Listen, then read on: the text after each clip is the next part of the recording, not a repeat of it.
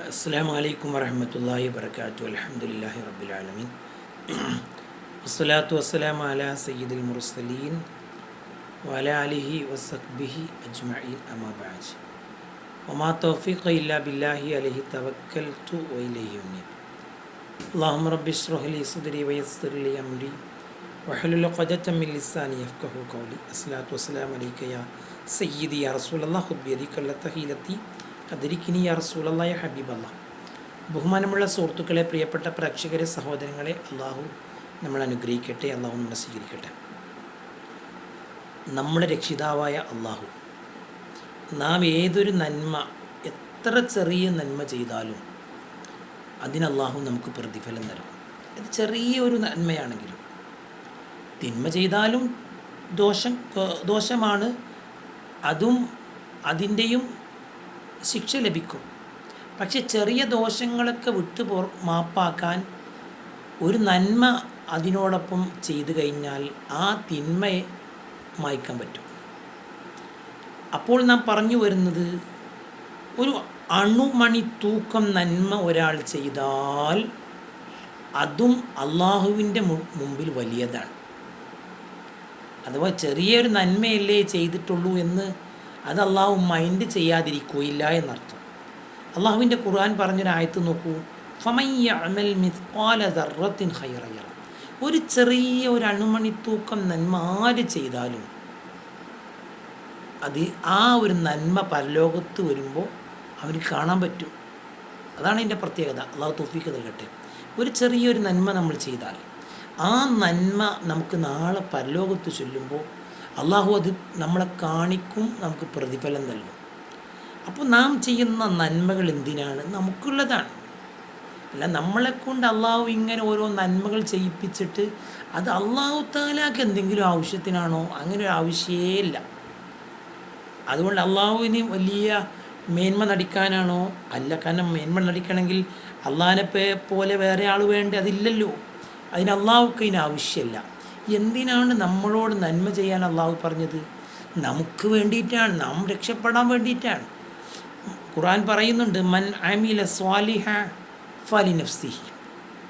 ഒരു സ്വാലിഹായ ഒരു നന്മ ഒരാൾ പ്രവർത്തിച്ചാൽ അത് അവനിക്കുള്ളതാണ്, അല്ലാതെ അള്ളാഹ്ക്ക് പ്രത്യേകമായിട്ട് ഒന്നുമില്ല. ജാസിയയുടെ 15-ാമത്തെ ആയത്താണിത്. അപ്പം നിങ്ങൾ ചെയ്യുന്ന ഓരോ നന്മയും അള്ളാഹ് കാണുന്നുണ്ട്. വമാ തഫ്അലൂ മിൻ ഖൈരിൻ യഅലമുല്ലാഹ്. നിങ്ങൾ പ്രവർത്തിക്കുന്ന ഓരോ നന്മയും അള്ളാഹു അത് കാണുന്നുണ്ട്. ഇത് സൂറത്തുൽ ബഖറയുടെ 197-ാമത്തെ ആയത്തിലും സമാനമായിട്ടൊരായത്ത് ബഖറയിലെ 215-ാമത്തെ ആയത്തിൽ നമുക്ക് കാണാൻ പറ്റും. അപ്പോൾ നാം ചെയ്യുന്ന നന്മകൾ നമുക്ക് അതിൻ്റെ പ്രതിഫലം നമുക്ക് കാണാൻ പറ്റും, അത് നമുക്ക് പ്രതിഫലം അനുഭവിക്കാൻ പറ്റും. അത് അല്ലാഹു തആല നിസ്സാരമായി കാണുകയില്ല എന്നർത്ഥം. നാം ഒരു ദിവസം ചെയ്യുന്ന എന്തെല്ലാം നന്മകളുണ്ട്. നാം ചൊല്ലുന്ന സുബ്ഹാനല്ലാഹ് ഒരു നന്മയാണ്.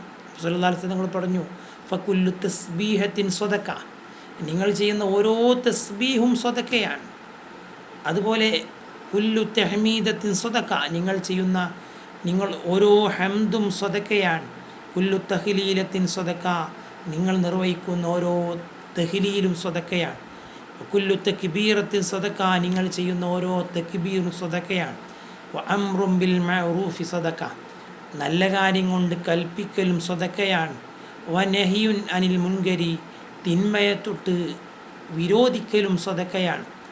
ഈ നന്മകളൊക്കെ, ഈ പറയുന്ന നന്മകളൊക്കെ നമുക്ക് ലഭിക്കാനുള്ള ഒരേ ഒരു കാര്യം എന്താണെന്നറിയോ? വയുജ്സിഉ മിൻ ദാലിക റക്അതാനി യർകഉമാ മിനൽ ളുഹ. 2 റക്അത്ത് ളുഹ നിങ്ങൾ നിസ്കരിച്ചാൽ ഈ പറയുന്ന എല്ലാ സ്വദഖകളും നിങ്ങൾക്ക് അതിലൂടെ കിട്ടും. അല്ലാഹു തൗഫീഖ് നൽകട്ടെ.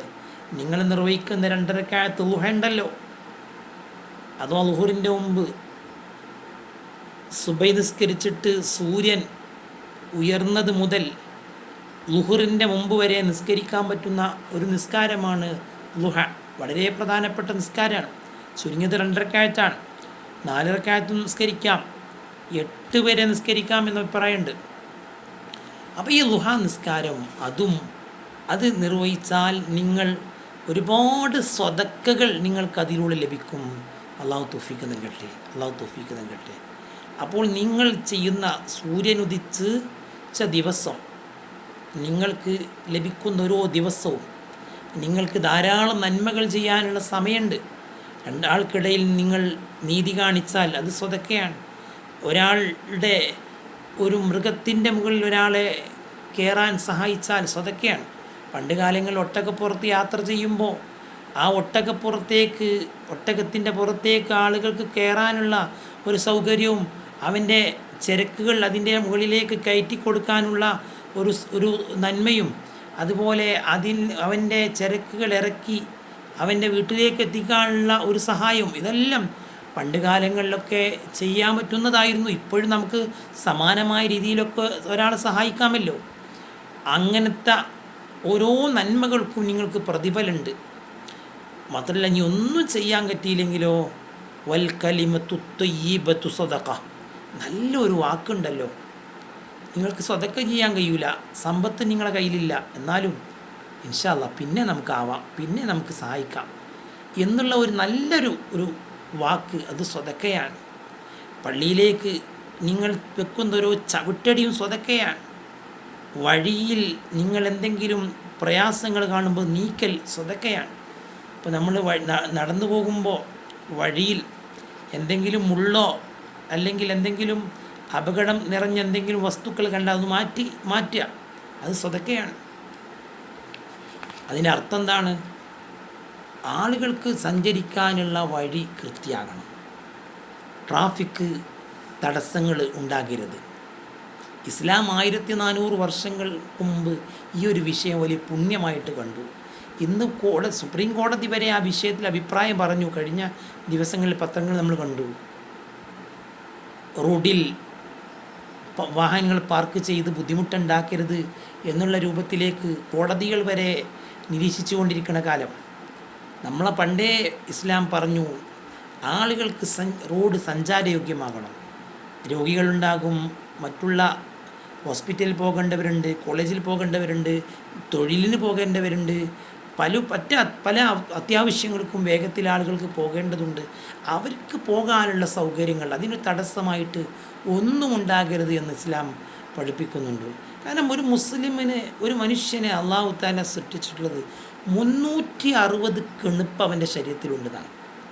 ആ കെണുപ്പുകളെ കൊണ്ടൊക്കെ നന്മകൾ ഉണ്ടാവണം, സ്വതക്കകൾ ഉണ്ടാവണം.